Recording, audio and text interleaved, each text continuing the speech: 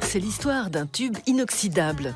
De Missy Elliott à Tina Turner, en passant par le groupe Eruption, I Can't Stand the Rain a été plus de 80 fois repris ou samplé, une vraie fontaine de jouvence.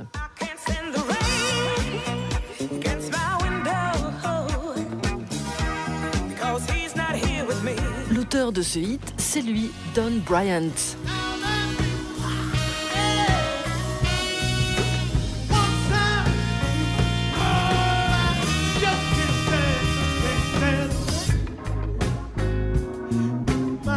Un soir de 73, il a le coup de génie et écrit le morceau d'un seul coup de crayon. Il a commencé à pleuvoir des cordes. Puis l'orage a grondé, avec des coups de tonnerre. Et quelqu'un a dit « Je hais cette pluie ». Il a suffi de ça. Et alors je crois que j'ai dit « Ça sera un bon titre pour une chanson ».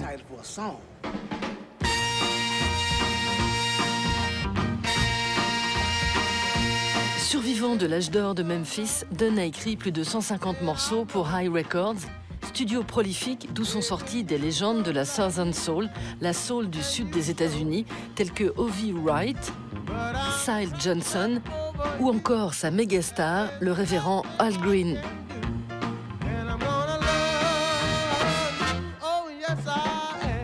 Dunn naît en 1942 à Memphis, dans l'État du Tennessee. Alors que la ségrégation divise la société, le gospel, la country et le blues se brassent. Bryant grandit à Lauderdale, au sud de la ville, dans une famille de 10 enfants et fait ses gammes dans les chœurs de l'église. Mon père était chanteur dans un groupe de gospel. Et la plupart du temps, il répétait à la maison. Avec 6 frères et 3 sœurs, l'un d'entre nous devait bien prendre le relais. Avec tous les enfants du quartier, on se réunissait et on faisait des vocalises. Alors que les studios Stax et Sun Records prospèrent, le disquaire Joe Quogue monte un nouveau label, High pour Home of Instruments, et place le trompettiste de jazz Willie Mitchell aux commandes. À l'aube des 60s, celui-ci troque les productions de rockabilly pour du rhythm and blues. Adolescent, Don et son groupe The Four Kings enregistrent avec Mitchell, qui devient leur tuteur légal. Papa Willie. C'était une figure paternelle pour beaucoup de gens, et c'est pour ça qu'on lui a donné ce surnom, Papa Willie. Il essayait toujours d'aider les personnes, s'il le pouvait. Tu pouvais aller lui parler, mais c'était pas une crème non plus. Fallait pas l'emmerder quand il était contrarié. Quand il était occupé au studio, fallait le laisser tranquille. Now, ladies and gentlemen, here's another one of the Willie Mitchell featured artists, Mr. Don Bryant.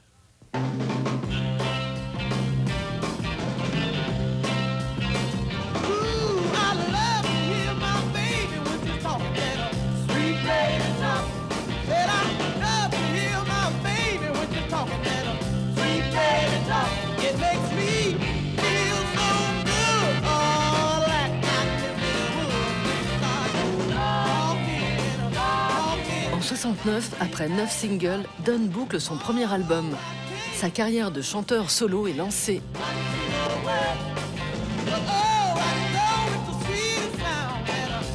Mais c'était sans compter sur l'arrivée d'une certaine Ann Peebles, une chanteuse d'à peine 21 ans, originaire de Saint-Louis. J'étais le chanteur qui enregistrait le plus au studio avant qu'elle n'arrive. Et quand elle a débarqué, tout le monde a commencé à se focaliser sur elle. Parce que Willie était constamment en train de peaufiner son son à elle. Dès le premier morceau, boum, ça marche.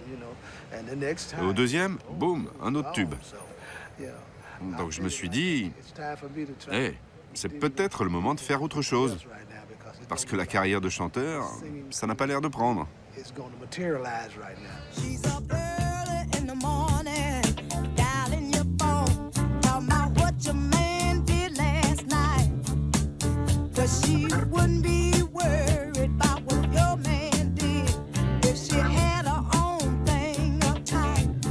Sans rancune pour Don, qui lui passera la bague au doigt 4 ans plus tard, en 74.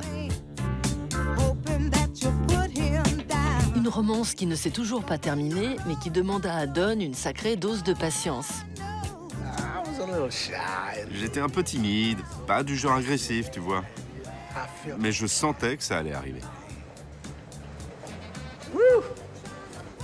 Merci.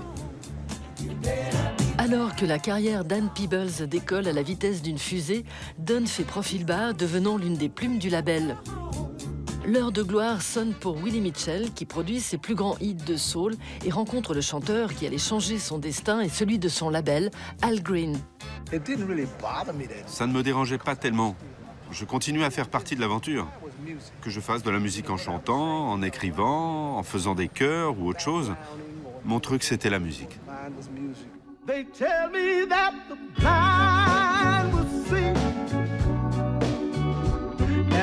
Aujourd'hui, à 75 ans, Don remonte sur scène et signe son deuxième album, 48 ans après le premier.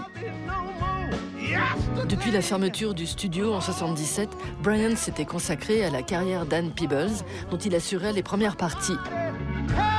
Victime d'un AVC en 2012, elle se retire des projecteurs.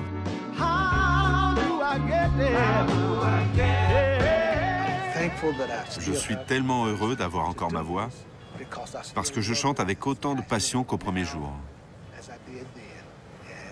Tout ce que je peux dire, tout ce que je peux donner, je le donnerai.